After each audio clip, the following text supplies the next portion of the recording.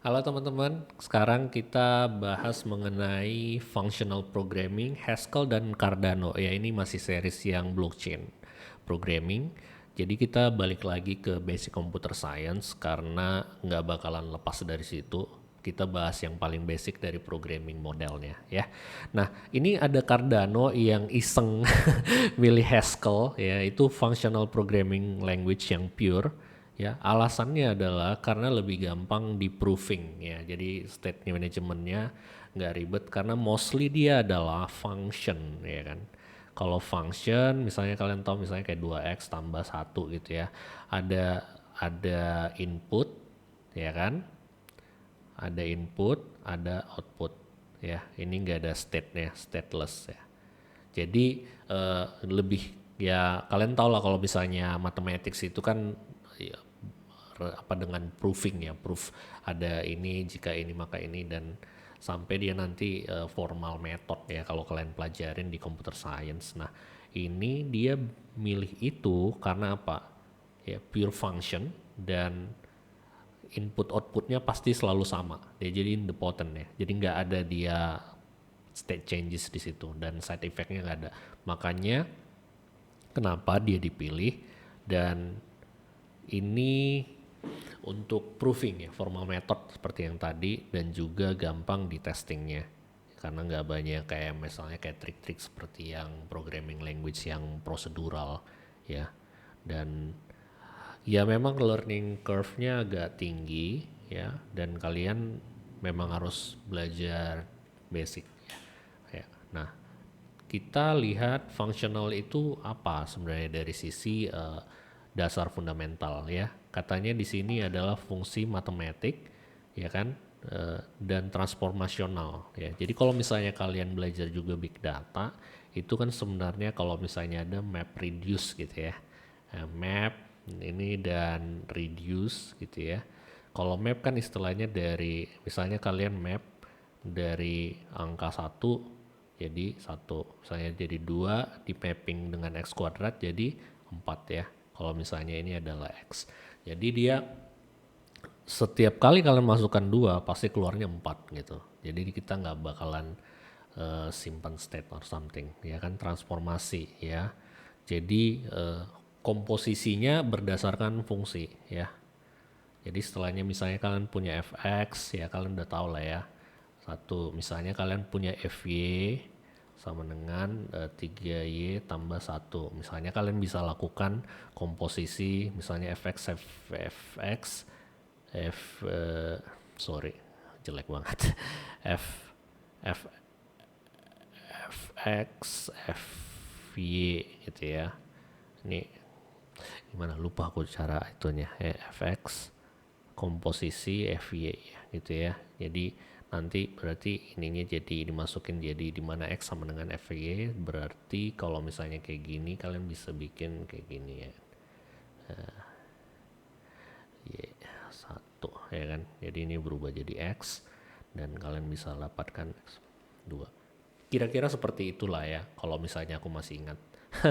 Jadi fungsinya tidak ada memori dan struktur data ya, yang karena situ adanya list ya, variabel. Jadi kalau misalnya kalian mengetahui variabel atau peubah, misalnya sama dengan 5. X ini kan kalian bisa isi yang lain gitu ya. Artinya kalian manipulasi alamat memorinya itu dengan mengubah value-nya gitu ya. Kalau di fungsional nggak ada kayak gitu ya. Jadi dia fungsi murni. Oke, kalau misalnya kalian lihat di sini, apa yang dibahas di buku Bu Inga, ini ada ekspresi dasar ya karena semuanya ekspresi x tambah y ya kan, x tambah 2, 2 tambah satu itu semuanya banyak ekspresi, kondisional juga ada dan ada koleksi dan recursive list dan yang lain-lain. Kalau kalian skimming, nanti kalian bisa lihat di sini dia cukup jelas dipaparkan ya. Misalnya kalian punya fungsi, kalian definisikan dulu. Misalnya fx sama dengan x kali x ya.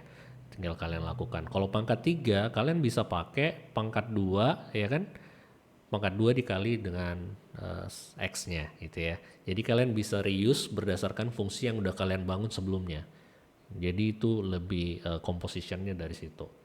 Nah, Kalau yang lain, kalian juga punya conditional, ya kan, valid atau enggak, ya kan, ada ekspresi conditional juga. Dan ini cukup bagus bukunya dan ada juga pattern matching juga misalnya ya. Dan rekursif juga ini lengkap banget sih kalian coba baca. Dan itu kalau misalnya kalian mau cari bukunya, ini ada bukunya yang dipakai fondasi untuk yang tadi buku Bu Inga itu. Ini bisa kalian baca dan ada pilihan bukunya online available. Di sini juga akan dijelaskan sampai model kayak state machine juga melakukan register mesin juga bisa dibikin dengan ini compiler dan yang lain-lain. Ini kalian bisa baca dan kenapa itu dipakai di mana-mana. Misalnya kayak fungsi-fungsi yang common, misalnya kayak pattern matching, kalian bisa lakukan. Itu juga konsep dari functional ya. Kalian punya koinnya itu tipenya apa, kalian bisa lakukan pattern matching. Dan ada juga function as the primitive structure ya, jadi dia fungsi itu sebagai bisa disimpan menjadi tipe variabel ya kan, kalian bisa lewatkan closure namanya, artinya kalian melewatkan function sebagai variabelnya dan functionnya itu akan kalian panggil lagi. Kalau nggak salah ada yang namanya first order function ya, itu kalian bisa liatin model-model iterator. Ini semuanya dapat dari konsep fungsional. Jadi kalian mau di Rust, mau di Go juga ada untuk closure dan kalian bisa lihat apa perbedaannya dengan paradigma prosedural yang kemarin. Kayak memang harus dicobain sih. Nah, sekarang Cardano itu menggunakan Plutus ya. Plutus itu framework untuk membangun smart contract-nya dan dia menggunakan Haskell. Jadi kalau misalnya kalian lihat di sini, dia akan ada menjelaskan tentang Haskell dan kalian bisa pelajarin apa dengan ada sampelnya di sini sih ya, smart contract yang digunakan di sini ada. Nih, ini ada buku yang bagus mengenai Haskell ya. Kalian juga bisa pakai Haskell untuk implementasi yang ini. Ini dia menggunakan Lisp ya.